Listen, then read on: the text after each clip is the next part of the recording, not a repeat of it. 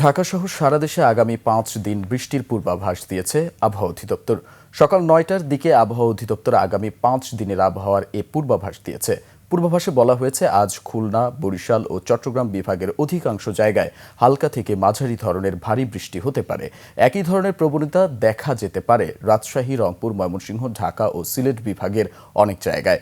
এছাড়া বরিশাল ও চট্টগ্রাম বিভাগের কোথাও কোথাও ভারী থেকে অতি ভারী বৃষ্টি হতে পারে। এদিকে পাহাড়ি ঢল এবং বৃষ্টির কারণে নদ নদীর পানি আবারও বাড়ছে।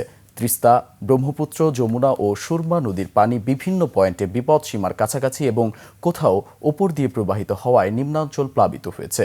প্রতিনিধিদের তথ্য ও ভিডিওতে আরও জানাচ্ছেন সুমন সিদ্দিকী বাবু।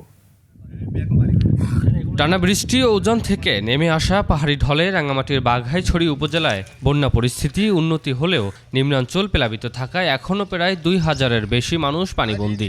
বর্ষাকালীন সময়ে প্রায় ডুবেই থাকে।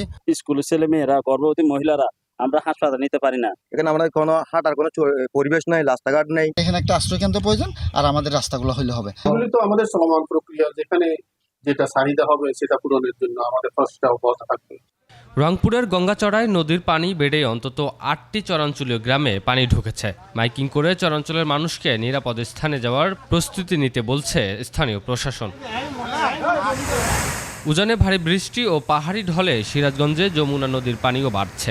জেলার বিভিন্ন এলাকার নিম্নাঞ্চল প্লাবিত হয়েছে, ডুবে গেছে চরাঞ্চলের ফসলি জমি, কোথাও কোথাও শুরু হয়েছে নদী ভাঙন। তবে যমুনা নদীর পানিও ৭ সেন্টিমিটার বেড়ে তা বিপদসীমার ৫৪ সেন্টিমিটার নিচ দিয়ে প্রবাহিত হচ্ছে।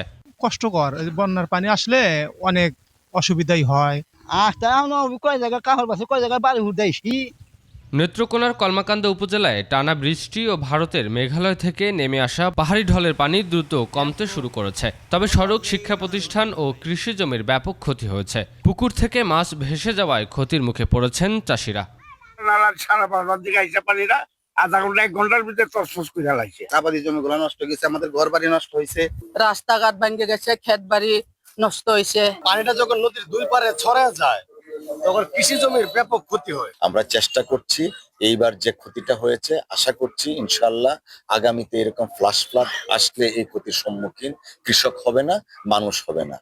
নীলফামারীর ডালিয়া ব্যারেজ পয়েন্টে পানি বিপদসীমা পার হতে পারে বলে আশঙ্কা করা হচ্ছে।